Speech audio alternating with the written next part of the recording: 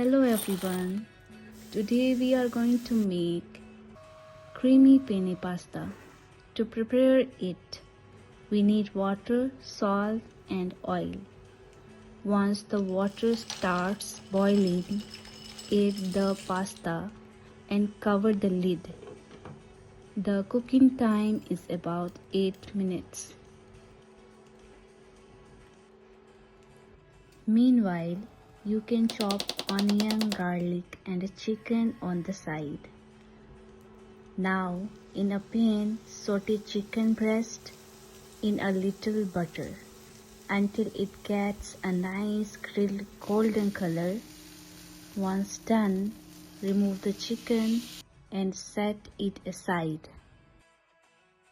In the same pan, add butter, then add garlic, saute them well, then add onion, saute them well until fragrant. After that, add cream and mix it well. Then add salt and black pepper to taste. Now add the boiled penne pasta and mix everything together. Add oregano for extra flavor.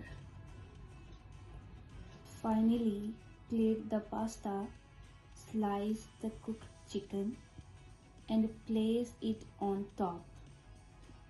Garnish with herb. Your creamy penne pasta is now ready to serve and enjoy.